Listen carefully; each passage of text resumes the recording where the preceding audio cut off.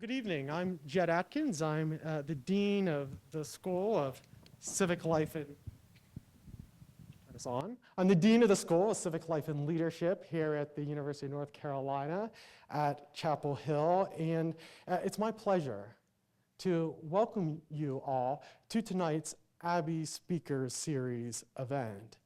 The Abbey Speaker Series is hosted by Skills Program for Public Discourse. PPD, which is the acronym, seeks to build our students' capacities for debate and deliberation and to foster a culture of constructive dialogue about issues of national importance at UNC and beyond.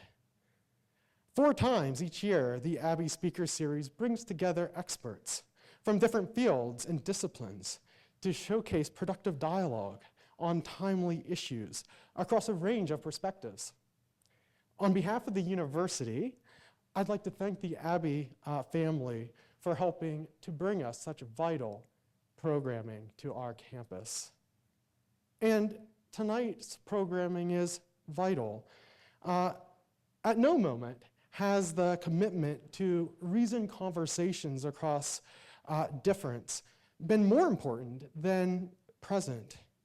As we look forward to the 250th anniversary of our republic, we are reminded by the events around us of the fragility of our Republican form of government. Republican government by the people, is hard. You know, the Roman Republic lasted for 500 years. Its death was signified by an emergent feature in public discourse. It wasn't that speakers publicly disagreed. In Rome, as in America, the passionate public exchange of arguments was the lifeblood of political life. The new feature that marked the public discourse of the dying Roman Republic was that Romans had lost a common vocabulary to even talk to one another about the important matters of their day. If conversational parties disagree about the very terms of discussion, it becomes impossible even to agree to disagree, let alone come to some type of agreement. And when we look at our most deeply divisive topics in contemporary American life, we similarly see a struggle to come to shared meanings on our common vocabulary. Basic terms of civic life, words like liberty, equality, justice, and fairness mean different things and are used in different contexts. And they're applied differently in so many of the major crucial topics of today. Topics like racial equality, immigration, climate change. Tonight's topic bears on a train, sex and gender, where finding a common vocabulary in terms of debate is extremely difficult. One might be tempted to despair of having a conversation on these topics altogether, but that would be to give up. And for Skill and for PPD, giving up on our common life together is not an option. So our organizers have decided to make a start on this topic by focusing our conversation on a particular area within the broader debate on sex and gender, where we might find some common terms of conversation. The participation of transgender athletes in sport. This matter is deeply felt for those involved in the discussion, and among other things, it asks us to think about our commitments to fairness. Our panelists and moderator are accomplished academics who spend a lot of time researching the relationship between gender and sports and thinking about these actively, and I can't wait to hear from them.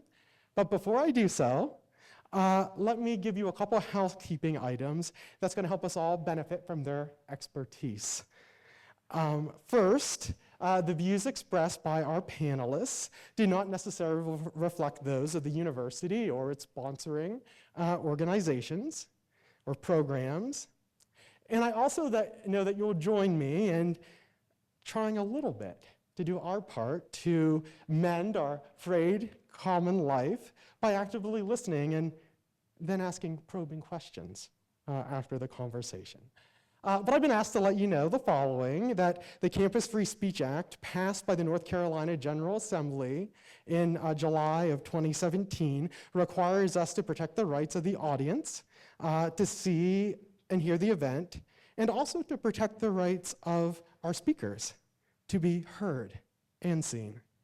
Any person who disrupts the events or interferes with the rights of those in attendance to hear or see the speakers will be asked to leave. Anyone who does not leave when asked or does not put down signs which obstruct the audience view will be removed, and they may be subject to arrest. So please join me in my appreciation of the federal and state laws and campus policies that allow us to have conversations that are so important, like the one tonight. And now, let me say a word about our distinguished panelists. Alan Williams is a professor of sports and exercise genomics at Manchester Metropolitan University, an expert on the genetics of human performance and health. An advisor to sports governing bodies on eligibility policies, Williams's current work explores the genetics of elite athletic performance, effects of testosterone suppression on trans women, and performance traits in individuals and differences in sex development. Joanna Harper, on the far left, as you're looking at the stage, is an adjunct professor of exercise science at Western University in London, Canada, and researches transgender athletes. An advisor to the IOC, the World Athletics, and World Rowing on eligibility policies, Harper is the author of Sporting Gender: The History, Science, and Stories of Transgender and Intersex Athletes. And our moderator, who is the person on the stage closest to me, Bonnie Morris, has taught women's history at George Washington University, Georgetown University, and the University of California at Berkeley. Professor Morris's 19 books, with a 20th book coming out this next year from UNC Press, include, very relevantly for tonight's conversation, What's the Score? 25 years of teaching women's sports history. So please all now join me in welcoming our panelists to UNC Chapel Hill.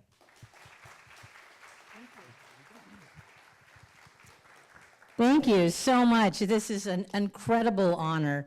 I just want to say that I'm kind of a local babe. I'm a 1979 graduate of Carolina Friends School. And I have many a personal memory on the few blocks around this campus. I stayed in Granville Towers as a soccer player in summer camp. And if you recall, that was called Rainbow Soccer. And I trained with Anson Dorrance and some of the other stellar guys who went on to really develop youth soccer and women's soccer in the United States, but who initially worked with young people in the mid-'70s. So many memories here on campus, and I am delighted to be back here. So this series models constructive discourse, and we're here to be authentically conversational and civil. We're drawing on our collective scholarship. Tonight we ask, is it possible to include trans women in women's sports while preserving fair competition? And just what does fair competition entail?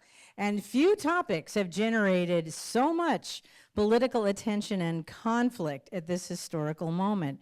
We all know the curse, may you live in interesting times.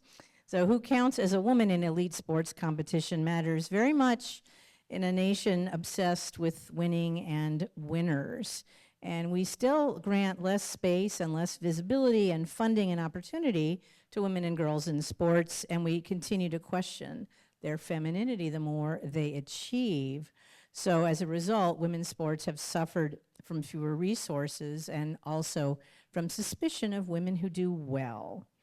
And now I'm going to turn to our stellar guest panelists. And I'm going to begin with this question for Joanna. Why do you think sports competition has become the chief platform for designating Who is a woman? Well, unfortunately, a lot of it is political. Until approximately 2015, those people who wished to hurt the queer community were focused largely on marriage equality, and they spent hundreds of millions of dollars on that fight. And after they lost the fight, they didn't stop fundraising, and they didn't decide that they suddenly liked queer people, so they needed a new target, and trans people became that target.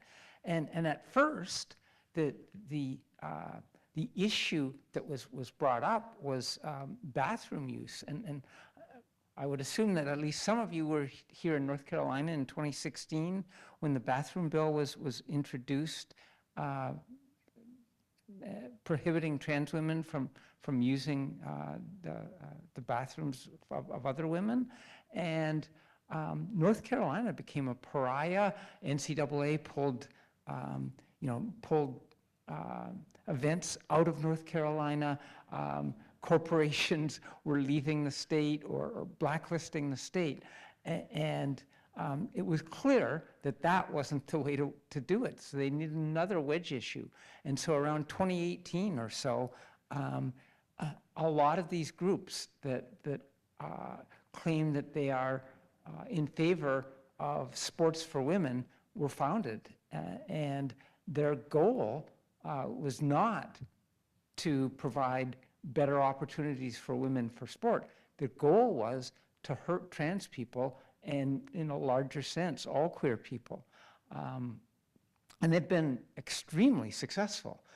This has been a wedge issue that has worked. Even people who would be potentially open to trans issues favorably, the idea that trans women are indeed on average bigger than cis women. So can it be fair for trans women to be in women's sports? And that issue has definitely resonated with the public here in the United States and elsewhere. And so these groups have pushed that very hard. But you can see that they're not really interested in women's sports, because after they pass laws banning trans women from sport, their next goal isn't, oh, let's increase funding for women's sports. Let's increase opportunities for women's sports. And that's what they would do if they really wanted to help women's sports. But instead, their next bills are bathroom bills on trans people, bills to disallow gender-affirming care, bills banning trans people from the armed forces, et cetera, et cetera. It is clear what their goal is. Their goal is not to help women's sports, but to hurt trans people. Thank you. Thank you very much for sort of setting the stage in terms of the political and cultural moment we're in, which is very divided. But I'm going to move to the science, and I'm going to ask Alan to comment on the following. Far too many Americans really lack access to robust sex education and gender and genetics classes. And I think what we would like people to know about both natural human variation and the difference between trans athletes and intersex athletes is your area of expertise. What would you like people to know and understand about some of the distinctions in terms of athletic bodies that are competing, that everyone is so concerned about? Good evening, everybody. Yes, the main thing that I wish, not just in this country, but across the world, that people would realize much more is that there is that clear distinction between transgender athletes and those who might be called intersex or having a difference of sex development, DSD, sometimes called a variation in sex characteristics. For the former, for the transgender athlete, and for probably obvious reasons, most of the focus of the debate is around transgender women, then the issue is is about how much of the sort of typical male advantage that I think is accepted is carried into female competition by those individuals, but that is very different then from I'll use the phrase DSD. For individuals with a DSD, the degree of male advantage male-like advantage they might bring into female competition is completely unknown. The only estimates come from sort of extrapolation of what you might see in typical differences between men and women in physical performance, and then applying the male characteristics to an individual with a DSD. So what people would need to realize and have education about regarding DSD is that there is a particular genetic cause for the biological status of each of those athletes with a DSD. And that genetic cause is highly individual. So it is very different. Almost no two people in the world will be the same. And therefore their biology related to physical performance will be quite unique to them. And there is very little data on precisely to what extent that advantage is. So to consider athletes with DSDs in the same bracket as transgender women athletes, I think is a big mistake, and is not based on empirical data, and is more based on extrapolation and assumptions which don't stand up to scrutiny. Okay, so one of the reasons that we're introducing these aspects is there seems to be a general presumption that given the opportunity, a male athlete will always defeat a female athlete, and athletes with male characteristics will have an unfair advantage. And one of the things that Alan's work examines is the degree to which there are all kinds of people who are born with natural variation, which is flagged with sex testing by different bodies, Olympic, NCAA, et cetera. And as long as we're looking for anyone who seems masculine, a whole lot of women are being expelled or persecuted or harassed for their presumed advantage. And all of this is happening simultaneously. Joanna, your research, and in fact I heard you speak about this recently online, includes an interesting argument that in fact many trans women athletes have a disadvantage, having lost a certain amount of support for a larger frame that they're still bearing. And can you speak to that? I thought that was a really interesting piece of research. So the suggestion that there's one overriding advantage or disadvantage in sports just doesn't hold water. Every sport has different physical characteristics that lead to success in that sport. And so it is incumbent to examine advantage or disadvantages by looking at each of these various physiological aspects and checking. And so when we talk about trans women as a population group are taller, more massive, and stronger in an absolute sense than cis women as population. And those are advantages in many sports. But trans women also, when they go on hormone therapy, they go on a testosterone blocker plus estrogen, or estrogen as Alan would say, there are profound effects on athletic performance. And you know, when you talk about potential disadvantages, there is a substantial loss of muscle mass and a substantial loss of aerobic capacity. And so trans women's bodies are now being powered by reduced aerobic capacity and reduced muscle mass. And that could potentially lead to disadvantages in things like endurance, quickness, recovery, et cetera. The science of transgender athletes is actually in its infancy, but with some co-authors, one of whom was at Allen's University in the UK, we have now published, or not now, submitted for publication a meta-analysis looking at 9 studies, and VO2 max, or oxygen uptake, is usually measured in a relative sense, or milliliters of oxygen per minute per kilogram of body mass. And in that very important parameter for endurance events across these studies, trans women are disadvantaged, according to our meta-analysis, with respect to cisgender women. So that is a definitive example of trans women having a disadvantage with respect to cis women. But again, you can't just say, oh, an advantage. Sports is much more complex than that. But in at least some aspects of athleticism, trans women may be disadvantaged with respect to cis women.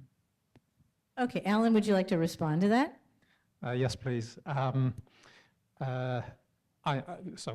Submitted, not yet published, but I'll be keen to read it when it's published. I published a review with many other authors last year, where we summarized the evidence regarding a few things to do with typical physical differences between men and women, including the VO2 max that Joanna mentioned, and other things like muscle mass, and also then the effects of lowering testosterone, of that hormonal treatment, on those things. And the conclusion, which to us seemed quite clear, was that while things like VO2 max and muscle mass do get reduced in trans women when they lower testosterone, that is probably less than 50% of the advantage that they would otherwise bring into the female or women's category in sport. So probably more than half of that advantage still remains. And just on for those of you out there who know what we're talking about, when we do talk about the units of measurement for VO2 max, milliliters per kilogram per minute, that Joanna mentioned, then that will be particularly important for certain types of sports, maybe weight-bearing sports, like sort of running up a hill would be that would be particularly important. But for other sports where the weight is maybe carried, like on a bike, on a bicycle, and if you're going on flat ground, then the important unit then changes from the element of per kilogram being in to just being what we might call an absolute unit of milliliters per minute, and that is still going to have more of an advantage for the trans woman than in certain other events. So I think there would be a minority of sporting activities where there really would be a disadvantage, but I'll wait to see the paper. I must say it's refreshing to be part of a scholarly dialogue in contrast to the shouting on social media, and that is the point of this evening. I think that one thing to introduce is that there are all kinds of sports competitions that welcome men and women or are non-binary, including a variety of Olympic events that are mixed, okay? And that would include, sailing and skating and relay, biathlon, table tennis, golf, equestrian. So it seems to be that on many occasions there isn't as much of a distinction between men and women, and in certain other sports, because the outcome will give statistics, awards, prizes, scholarship money, material gains, there is intense scrutiny of who the winner is. And for a long time, the Olympics have, for example, tried to determine who is female enough to compete as female with a whole range of tests, beginning back in the day with simply having female athletes walk naked in front of a panel of judges, which I'm sure was relaxing for everybody. And then it moved on to the science of testing a tiny cell from inside of your cheek, which revealed to everyone's surprise that a variety of female athletes were actually XXY or had other variations. What are the standards of testing now to prove who is female in elite competition?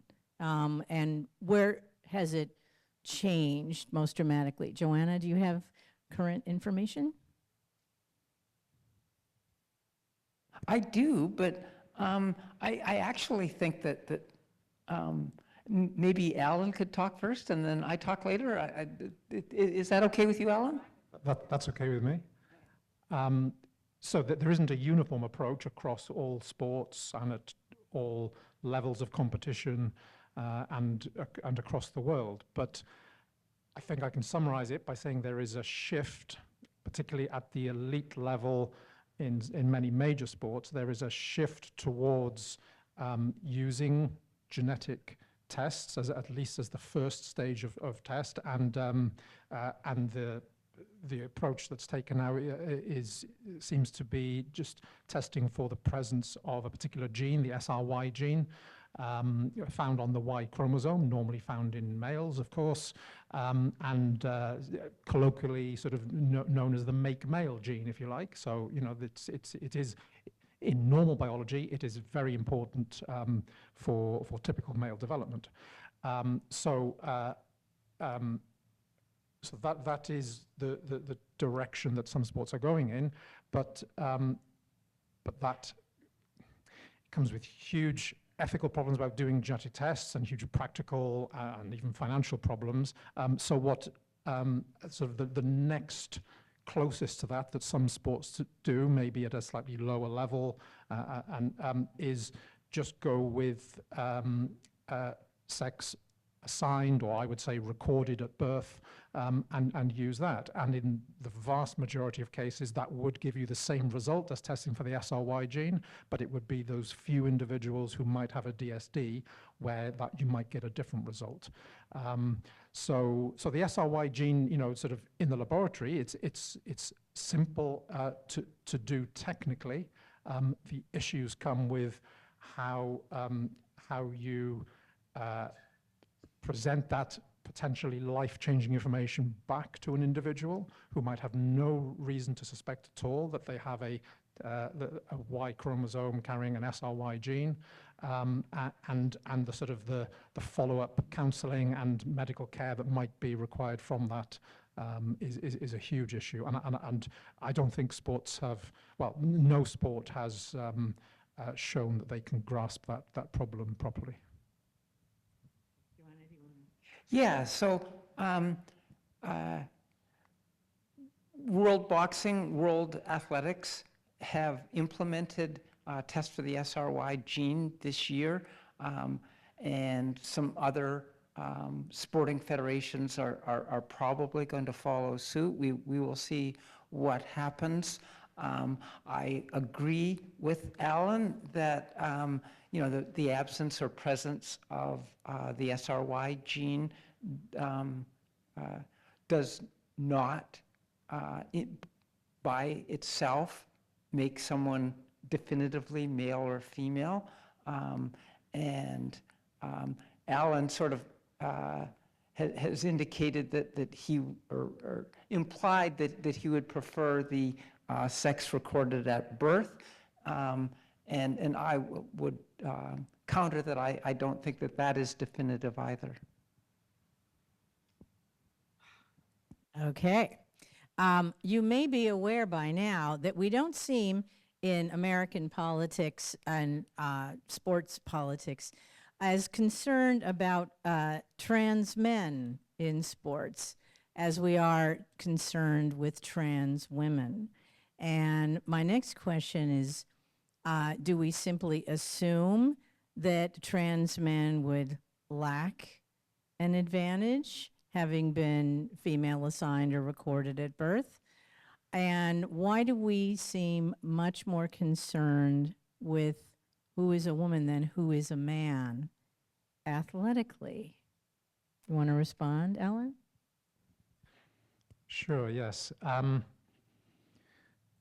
In terms of physical characteristics related to sport performance, then I would be extremely surprised to witness a trans man truly reaching the elite level of competition. Because even if the trans man is administering testosterone and up to a typical male level for a sustained period of time, which will clearly, evidence will certainly show that it will increase things like muscle mass and therefore strength and so on. But in the vast majority of cases, that would be after puberty. And puberty is the real key time period in physical development when testosterone affects things like the growth of the skeleton and the growth of the muscle that goes with that, and growth of organs like the heart and so on.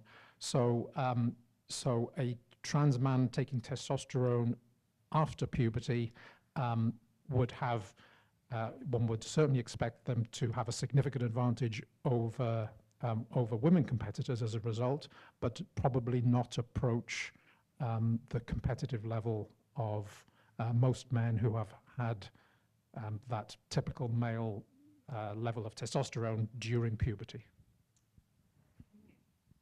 Can I weigh in on Yes, that? please respond.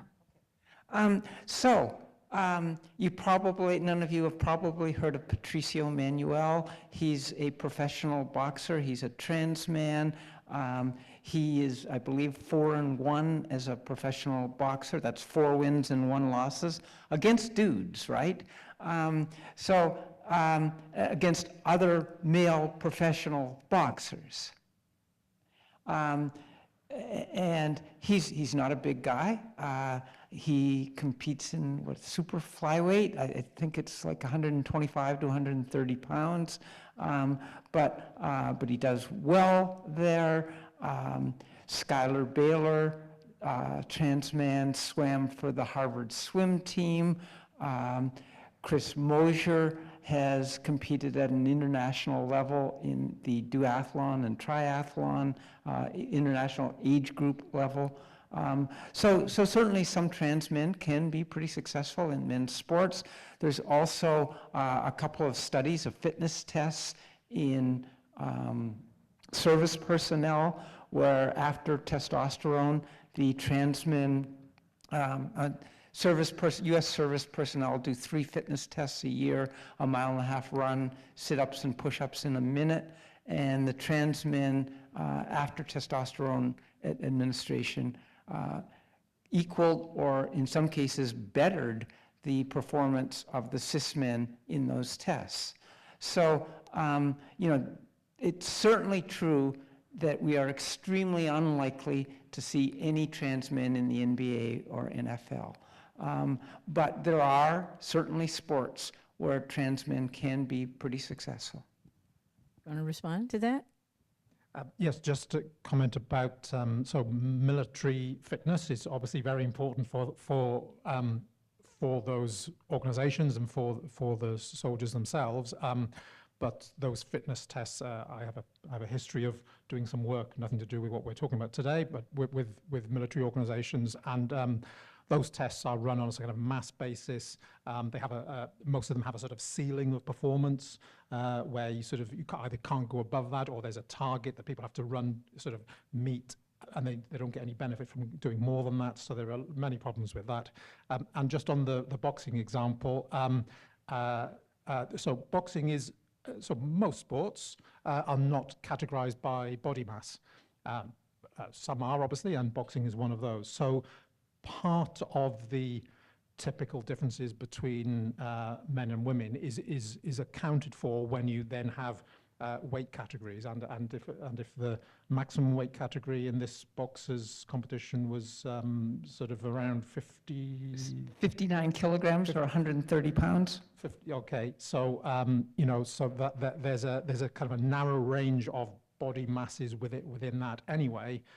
So I don't think that's a good a sort of representative of most sports, where just sheer physical size height and muscle strength and mass and stride length during, locomotion, kind of, running and so on, become more important. Let me pull back a little bit from the science and speak as a historian. A lot of what we're dealing with in this conversation is the cultural anxiety in the United States and beyond over the possibility of a woman beating a man in athletic competition, but we could extend that to many other, venues and ventures. We certainly have seen historical spectacle of a woman defeating a man athletically, Billie Jean King beating Bobby Riggs way back when I was 11 and living a few miles away. And again, Annika Sorenstam defeating so many women in women's golf that she entered the men's competition to see how she would do and beat more than half the men. And the concern that we have now is when a woman is exceptional, her femininity is questioned. Like there's a line beyond which a woman athlete cannot go. And as we police the best of female athletes, it is in part because we have a concern that if you're that good, you must not be a real woman or you must be trans. So how do we support the success of women athletes while we're so busy policing their bodies? Joanna, would you like to respond?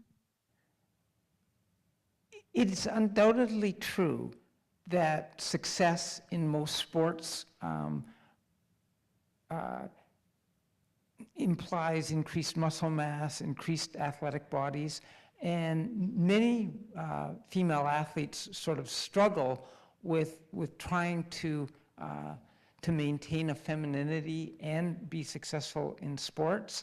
And so there is this cultural assumption that to be good at sports is to be more masculine. And so it is true with both trans athletes and in athletes with DSDs that, that this is something that, they're more masculine, therefore they're not really a woman. This is a man playing women's sports. And, there are certainly plenty of very feminine trans women.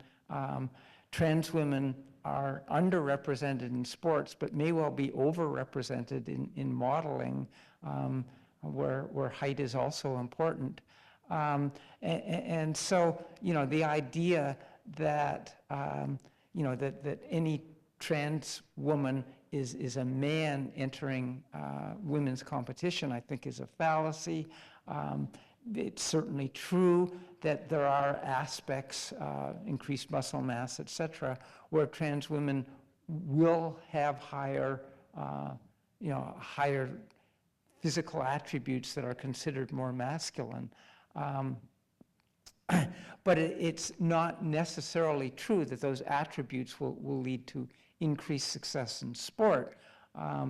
And so, this association between masculinity and success in women's sports does have a certain amount of validity, but it's a very limited validity. I'm not sure what the correlation coefficient would be if one were talking scientifically, but it's far from a universal correlation. And so the suggestion that trans women are really men invading women's sports, I think, is a very damaging assumption. Like to respond to that?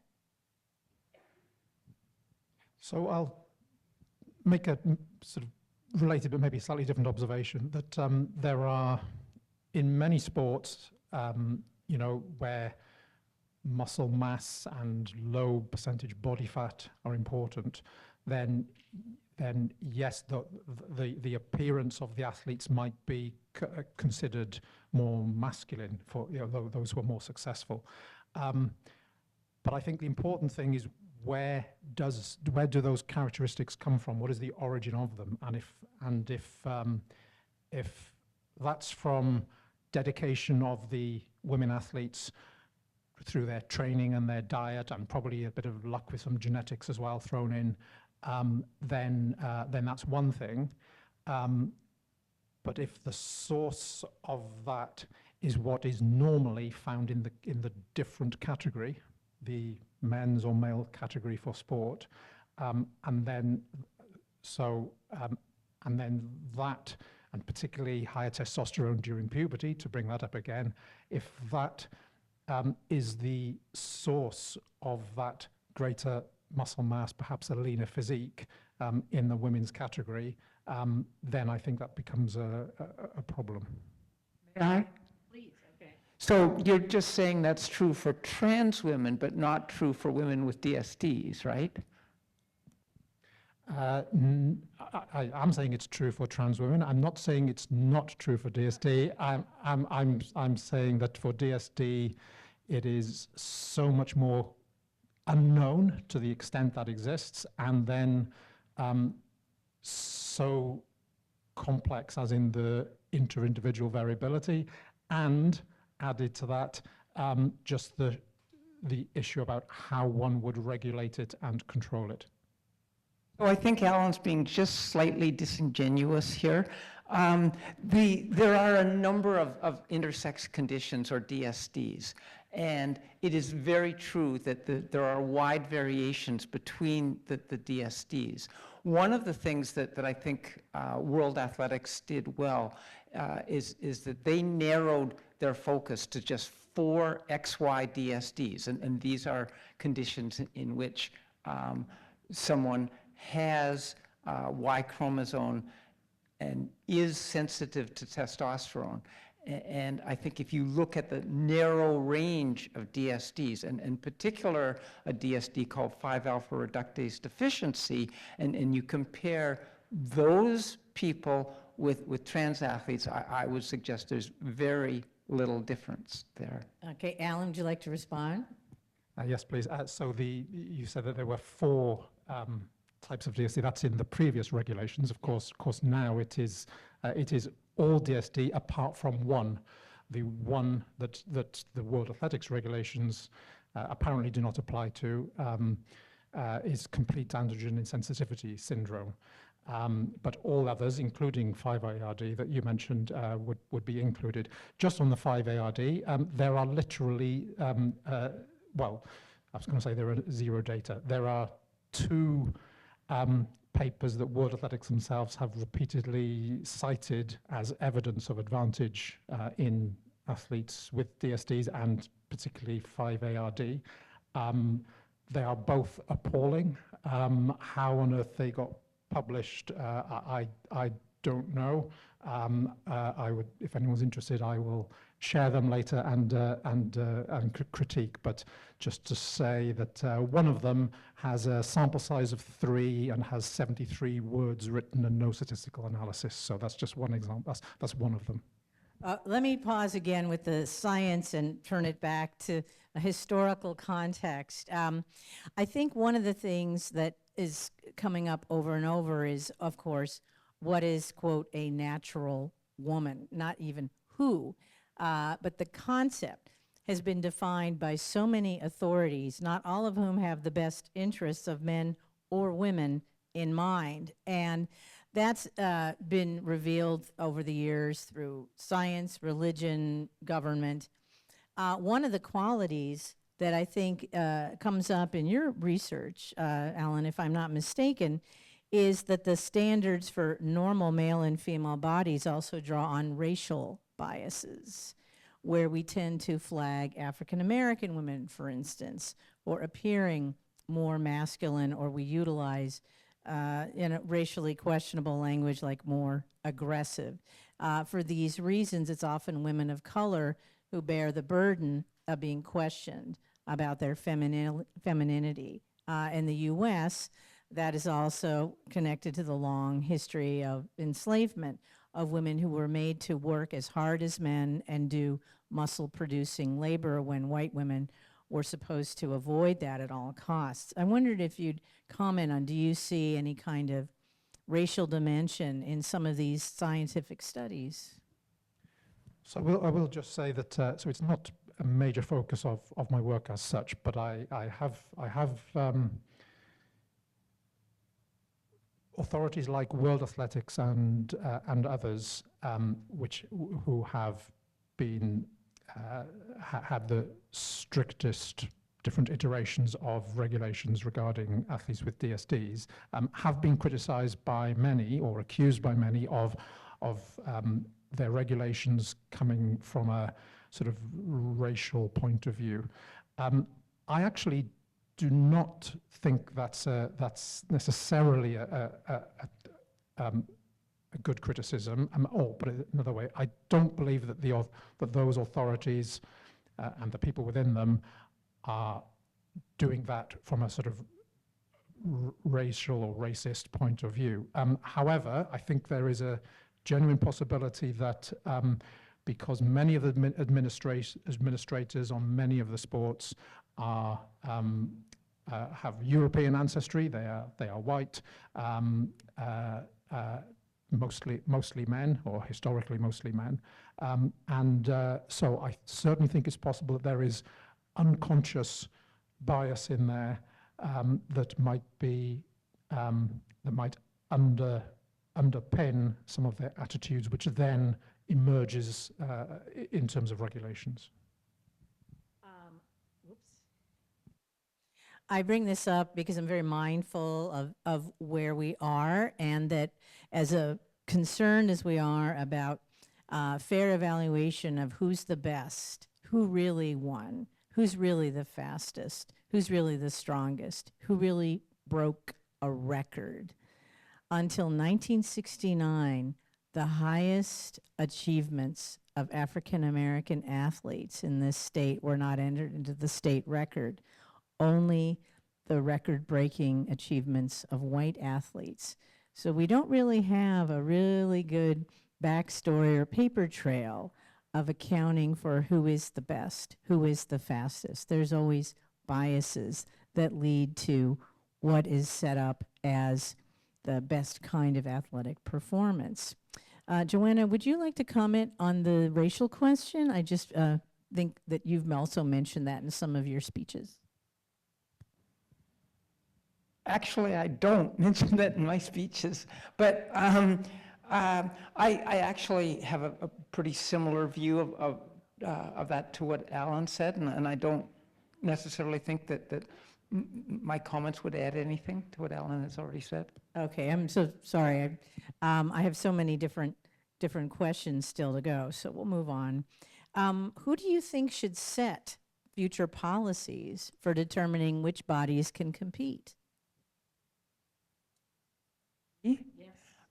Well, I think that it should be up to the sports governing bodies. Do I think that the sports governing bodies themselves should be regulated better? Yes, I do. And so I think that that it is true that that there does need to be more regulation of the sports governing bodies. Many of you know the World Cup is coming to the United States next year, and the president of the World Cup has said that football is bigger. Football is what the rest of the world calls soccer. Football is bigger than and more important than the U.S. And so, this idea that many of these governing bodies are entities unto themselves, I think should be challenged. However, when it comes to deciding regulations for their particular sport, I do think that the governing bodies should be the ones doing it. Do you have an opinion on this? Yes, I agree that it should be the sports governing bodies, but I see no evidence that the myriad of sports governing bodies that exist have the bandwidth, the resources, the expertise to do that properly. So I think there needs to be a more unified approach, and the International Olympic Committee is probably, the IOC is probably best placed for that, and historically did have guidelines. I didn't necessarily agree with them, but at least they were reasonably firm guidelines that most sports without that bandwidth just signed up to. But then in 2021, the IOC changed its approach and produced what they call a framework with 10 principles that that my summary of it is that they said, well, we want fairness and safety and inclusion, and all youth sports can now go and do that in how you see fit. So they didn't really lead on that. They absolved responsibility, and I think actually since then it's been a more chaotic landscape. And I would agree with Alan's assessment of, and I think that the framework was well-intentioned, but yes, I think it has led to a much more chaotic thing, and I do agree with Alan that I think the IOC should take more leadership. I think it's interesting that you introduce the terms safety and inclusion. So sometimes the cause for concern is that if you have a trans woman athlete, people are afraid that their team goes up against the team that she's on, that they'll get hurt or someone will get hurt. And we see different schools forfeiting a game against a school that has a trans athlete. Interestingly, Title IX law in the United States since the late 70s has said that if you have a field hockey program and you don't have a separate team for guys, and you have a guy who wants to play field hockey, legally you have to put him on the women's team. And so we've also seen for years teams forfeit against a school with a guy on the field hockey team. So these issues are not new, is my point. The fear that the male or the presumptive male is going to hurt women is part of this entire debate. What are your thoughts about this issue of players being hurt by someone who is perceived as bigger or masculine?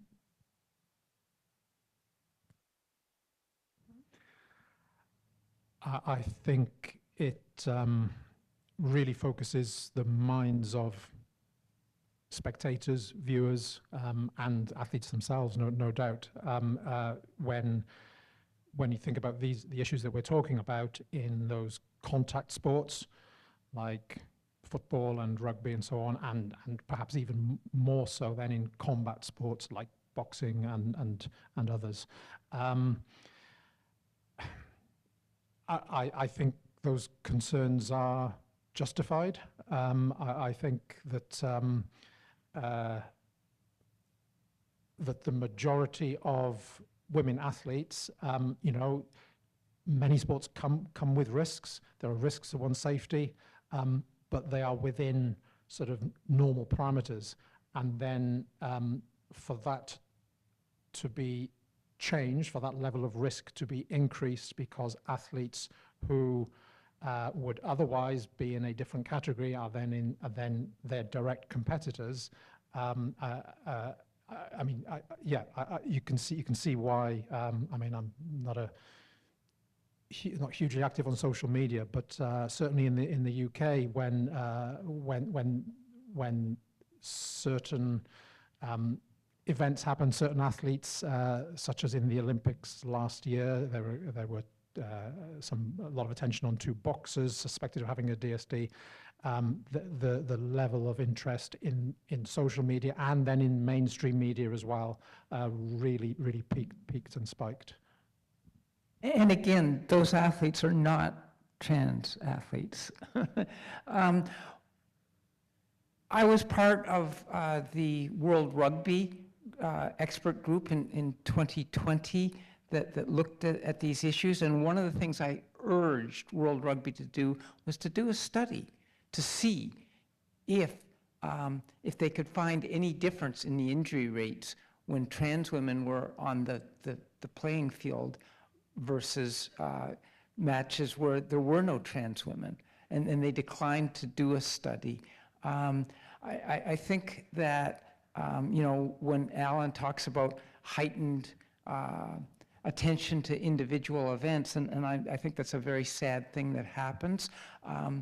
There are more than 1 million concussions caused every year in women's sports, and this is almost entirely cis women concussing other cis women. And yet, if a trans woman causes one concussion, it becomes national or even international news. I had a trans friend who was playing rugby, and she had a concussion as a result from a hit from a cis woman. And of course, there was no news on that at all. But had it been the other way around, again, this would have been national or international news. And so I think that the focus should be, away from an individual event, especially where a trans woman causes a concussion in a cis woman, to looking at population studies. Is it actually more dangerous for cis women and trans women to play together than for cis women to play in a sport in which there are no trans women? Before going on to one last question, I want to remind you all we're going to have a question and answer period when you're welcome to direct questions to us in just about 5 minutes. It would seem that we've gone beyond this initial question for the series, can trans women compete in women's sports and is it fair? And we're now getting to a question that troubles many people, which is just at the moment when many women are able to compete at an elite level, train harder, become more muscular, and it's more accepted as the quality of play, we haven't resolved the issue of male violence in society against women. The sight of a black eye on a woman walking down the street doesn't usually generate, you must have just come from boxing practice. It raises concerns about intimate violence. Overcoming those reactions takes time in society. So some of the concern about the possibility of trans women in women's events is the old anxiety about a woman being knocked down by somebody that many people might see as a man. And yet here we have an interesting comment that there's statistically more likelihood women are knocking each other down in women's sports and inducing concussions, and we tend to focus the outcry only if the other athlete is trans. Do you want to respond to that, Alan? Yes, thank you. I'll probably repeat what I said before, which is that when women athletes go into something like rugby, I think was the example, go into rugby, they know there's risk. Every athlete knows there is risk at whatever competitive level they're at. But that risk is within certain parameters. And I wasn't clearly wasn't part of the World Rugby working group on this, but as I understand it from reading, that they did some modeling approach instead, and looked and sort of, with sort of looking at different body mass, moving at certain speeds and predicting what that would do to opponents and so on.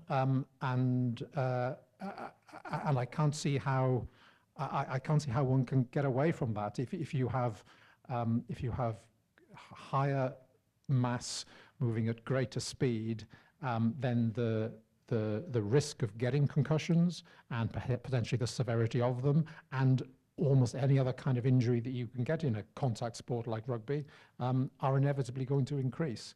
So I'm going to jump in here. Go on. So I can say pretty definitively, trans women don't run faster than cis women. So the speed thing should be thrown out. Trans women as a population group are more massive than cis women.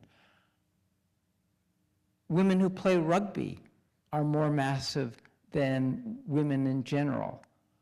Are trans women who play rugby more massive than cis women who play rugby? That is unknown. And I doubt that at the larger positions, trans women are more likely to play for those who don't know rugby, just as in American football, there are positions where size is greater and positions where people are somewhat smaller. I would suspect that trans women are more likely to be in the positions where size is greater, but is the mass of trans women in rugby at those positions greater than the mass of cis women in those positions? I don't think there are any data on that. Alan, would you like to respond? And then I think we're going to go to Q&A. I would be amazed if those things weren't true, because back to something I mentioned sort of towards the beginning, I think, if you look at typical differences in physical size and strength and so on between men and women, and then you look at how in trans women, how much that reduces, and it's significantly less than 50%, the sort of collection of studies and data suggests, then I cannot see how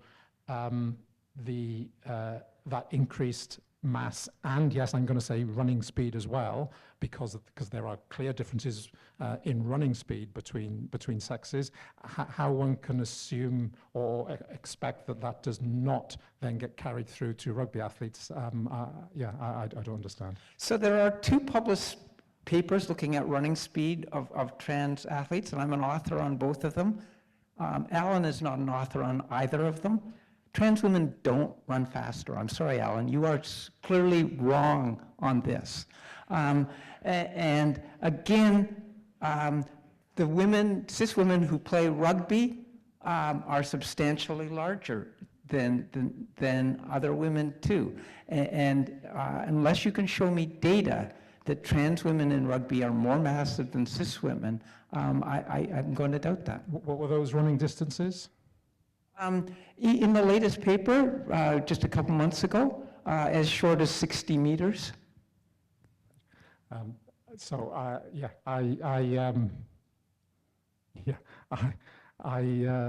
would be completely remarkable and astounding if for some reason the sheer fact that someone is a rugby player means that the increase in muscle mass and stature and running speed are then somehow eliminated. Maybe those particular players are playing at quite a low competitive standard, and that they are, but if they had other attributes in terms of their training and diet and the genetics that would help them succeed, then the sheer fact that they are rugby players is not going to somehow remove that male advantage. I'm going to throw in a yellow card here. As delightful as this exchange is, and I hope we've modeled civilized discourse, including disagreements, I'd like to use the limited time we have left for some of the questions that you might have. And I beg of you to remember, asking a question is different from taking the mic and making an editorial comment. Who has a question? I swear this is a question. In fact, it's 2 questions. Sorry.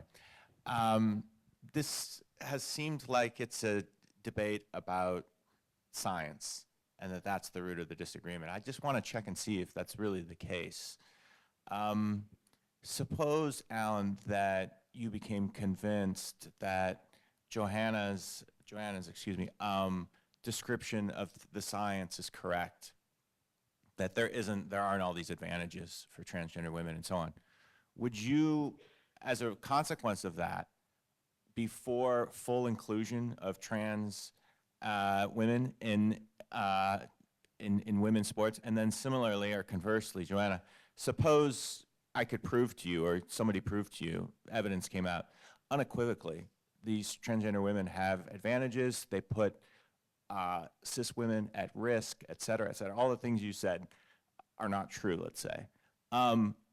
Would you, as a consequence of that, be in support of prohibiting transgender women from competing in women's sports? And I'm hoping your answers to these questions will reveal to me whether or not it's really about the science or it's something else. Thank you. I'm going to go first. So if it were shown that, that trans women had marked advantages across sports, and that those advantages were sufficient enough to change the playing field, as it were, substantially, then I would suggest at high levels of sport, then yes, trans women. I would say community sports should be different. There are so many things that we learn. So recreational sport, I wouldn't say that, but say NCAA and above, yes, I would, absolutely. So I think it's extremely unlikely, the scenario that you describe. He's saying no. I think it's extremely unlikely. But if it were shown that that there was no advantage, I think it would very much change the conversation. And to some extent, I think I'm a scientist. My kind of job ends there. So without having authority, in my opinion, but just my opinion, if there was clear evidence of no advantage, then I would say yes, trans women could compete with other women. I think that was a brilliant question, sir. And I also appreciated that you gave an opportunity for Joanna to introduce a difference between access to recreation and competition at the elite level. And I don't think we've had enough time to talk about that those are very different things, participation versus how we evaluate performance at the elite level. So thanks. Hi, thank you for this. I'm a public policy and sociology major. My name's Shiva. And, you know, the focus of this debate, well, you all have talked at a very high level, as you just referred to. The focus of this debate at a policy level across the country has been on prohibiting trans children from participating in sports that align with their gender identity, which is, it sounds like you both agree that it's somewhat of a different question than at the Olympic level. And so I guess I'm curious the implications of policies that are regulating transgender participation in sports at a youth sports level, at like a high school level, and like if that debate is even worth having. Like, is it worth, you know, diving into, you know, is there some advantage conferred given the undoubted psychological impacts that it certainly has on trans kids, but also on cis women. I'm from Idaho, and there's the transvestigations against, yeah, like you said, successful high school athletes run amok. So if you could both speak to that. Response, Joanna? I think that I've already made my position clear. At recreational levels, for prepubescent athletes, I think we should just let people play in the categories in which they feel most comfortable. Conversely, I think at elite levels, this is definitely a conversation worth having. But if we go back to the very first question that I was asked, much of this opposition is not from scientists like Alan, but from people who are hell-bent on destroying the trans community. And those people don't differentiate between high levels of sport and trans kids, and they are perfectly okay with destroying the lives of trans kids. You want to respond? I'll try and use science to answer the question, if that's okay. I'll go back to the effects of testosterone during puberty on physical performance. So even structure, I don't know about every sport in every country in the world, but many sports in many countries might have completely mixed boys and girls competing together up to around the age of puberty. And then from puberty onwards, many of them will then separate. And that was done sort of intuitively, instinctively, based on what people saw and experienced in terms of differences in performance.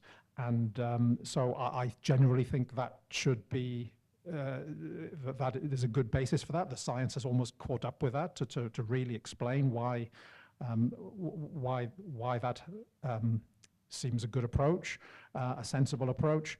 And therefore, my default would be that from puberty onwards that one uses the sex recorded at birth. But I don't feel qualified to really weigh up the potential consequences of that for affected individuals, and there may be an argument there sort of that's beyond the science. But the science, for me, it implies that. This person? Hi. Hello, my name is Vasco. Thank you for your diverse opinions. So my question is about inclusion and fairness. So what specific measures can be implemented to ensure that the inclusion of trans women in sports does not compromise fairness in competition? Does not compromise fairness In competition. in competition. That certainly is the title of the discussion tonight. Anyone want to respond to that? I think it's extremely difficult to do.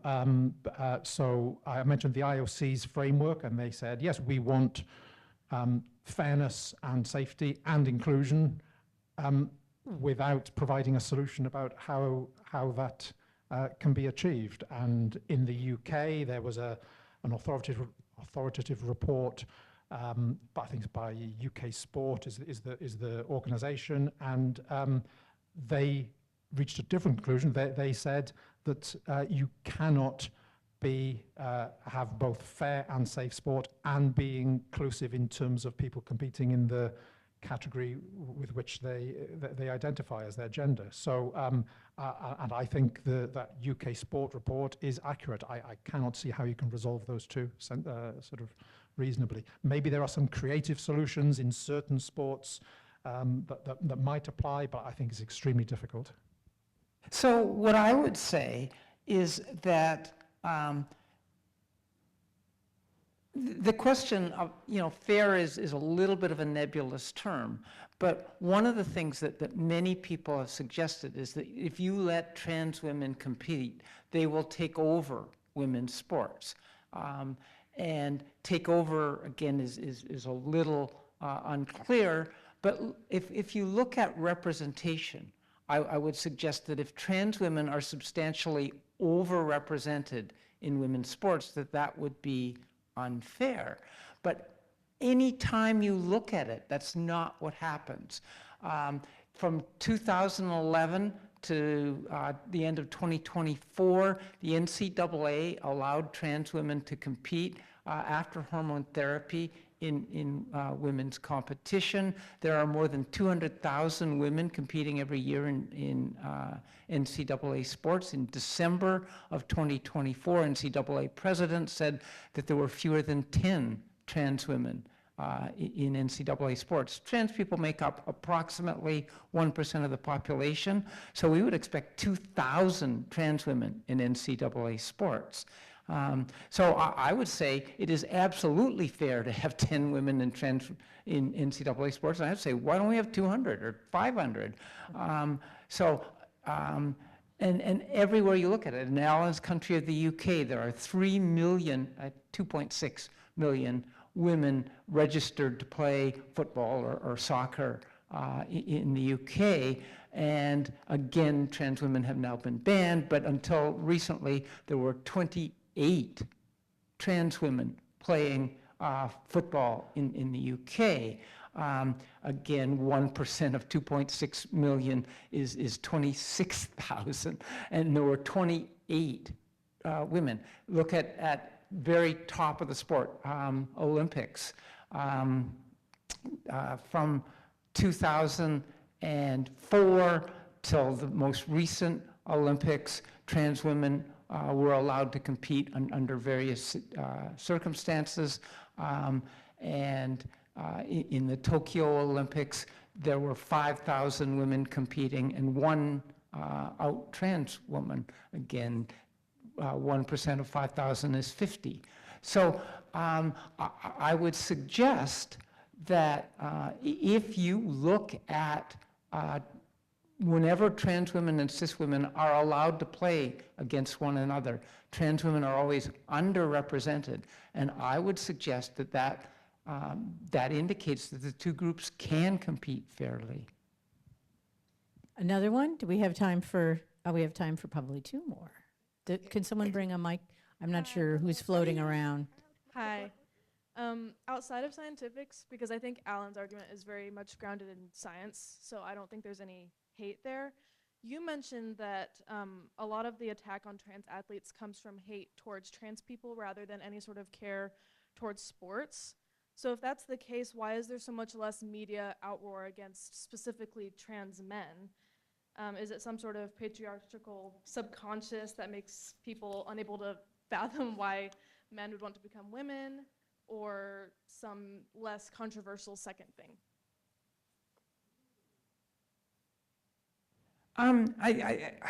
I certainly think that even beyond sports, there has been more of a fascination with trans women than with trans men. I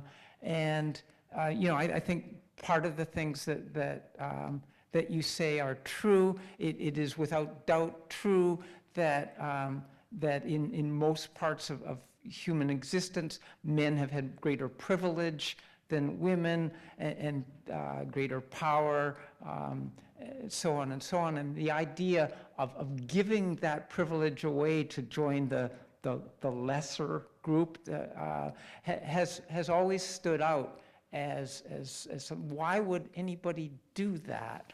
And so I think that there is certainly part of that, but it's also partially true, as Alan has said, that going through puberty does have substantial two different paths, and so it is certainly true that in sports there is a far greater risk that trans women could, in theory, pose a risk for fair play for sports for women, and it's very unlikely that trans men will pose that same risk for cis men. But your point is certainly true, and there has always been this focus on trans women, and this idea of exactly what happens in a transition when somebody goes from living as a man to a woman.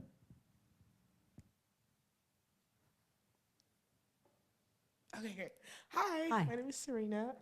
My question is, what kind of evidence would be strong enough to justify excluding DSD student athletes from certain events? What kind of evidence? Would be strong enough to exclude DSD athletes from certain events, from playing in certain sports, especially? DSD, okay. Would Okay. you like to respond? Sorry, what was the question about what is the evidence that would justify exclusion Yes. of athletes with DSD? Yes.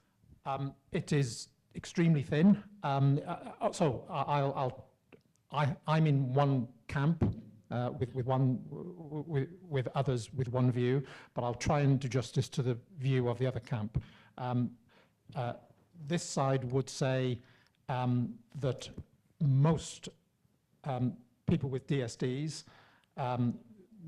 there are many different types, but most of them are in fact biological males, they would describe them as, and therefore that makes them, should make them ineligible to compete in the women's category or the female category, because being biological males, they have advantages, particularly from puberty onwards, that all the things that we've been talking about, and that and they do not belong in the women's category.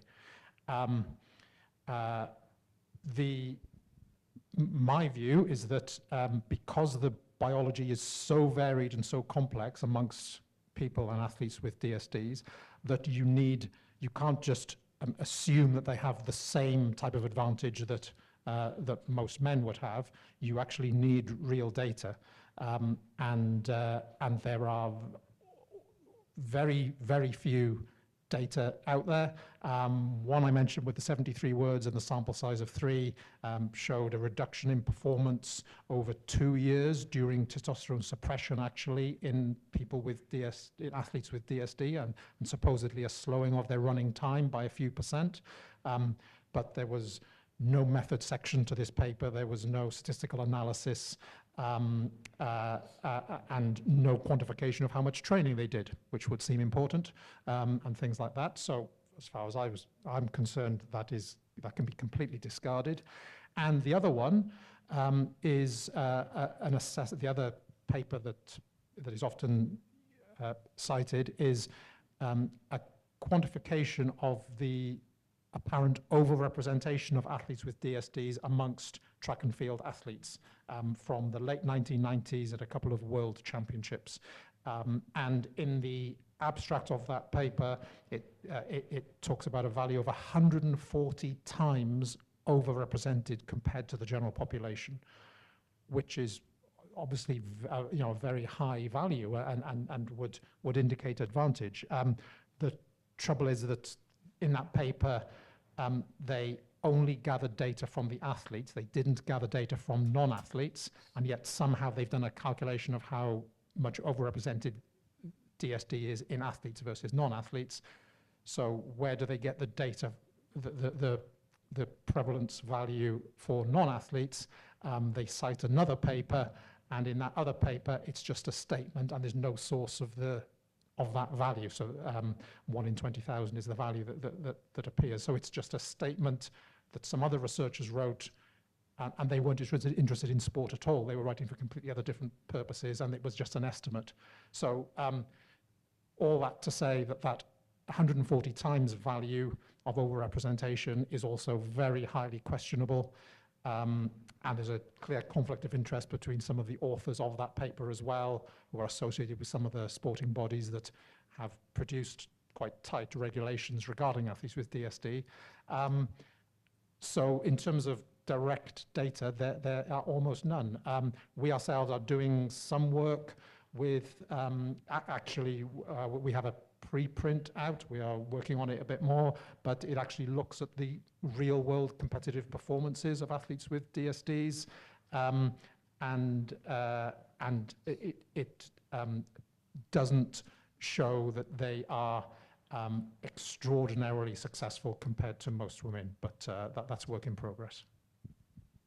Yes, we have, I think, maybe time for one more. Yes, you have the microphone, sir. Okay, good evening. Thank you all for a thoughtful discussion.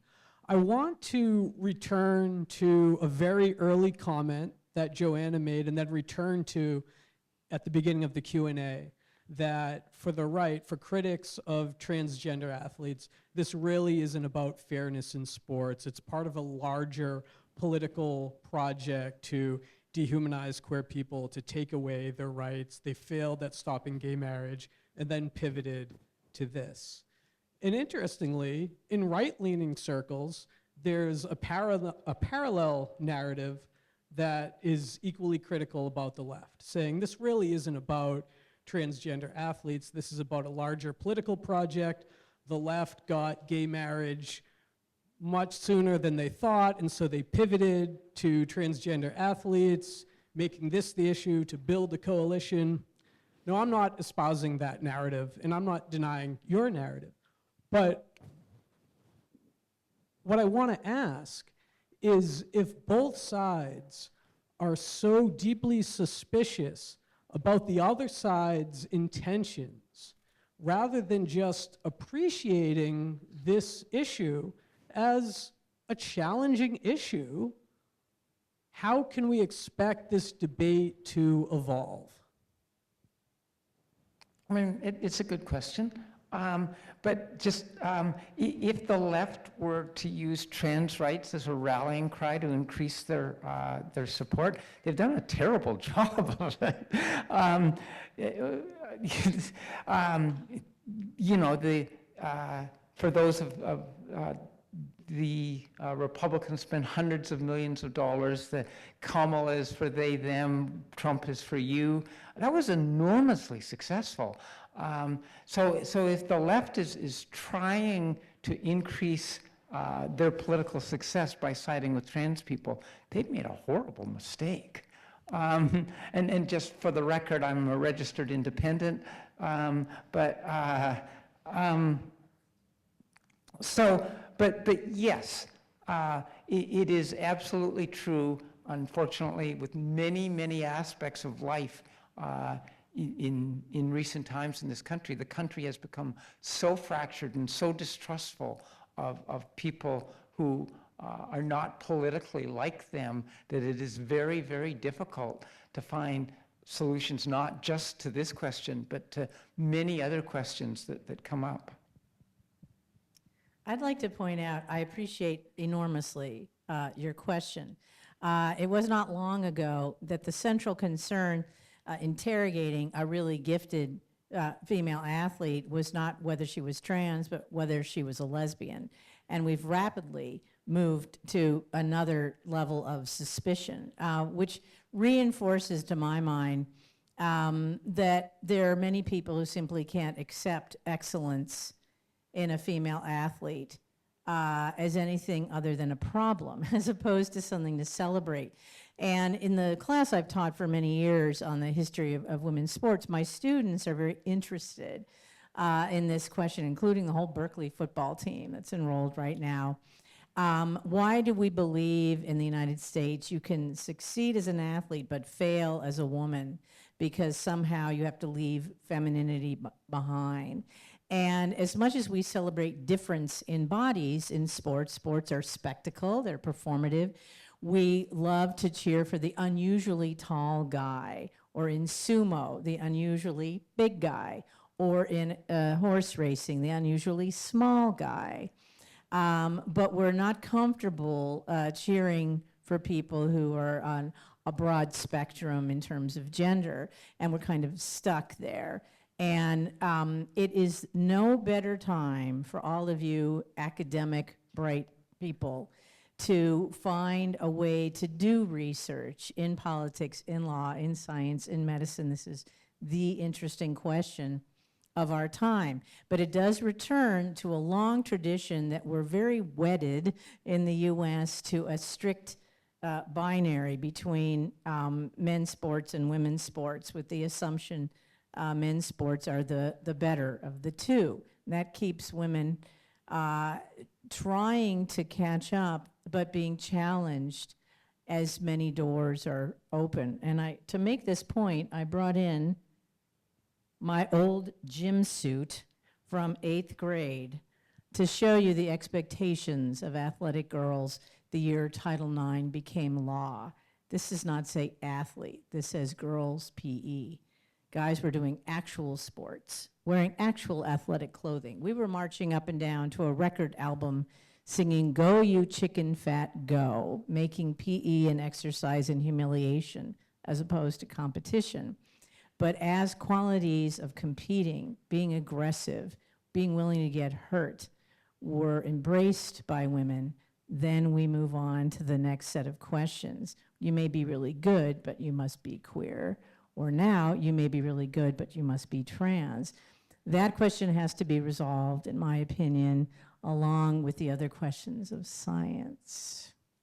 I think that's a note on which to end, and thank you very much for being here, and thank you to my esteemed panelists.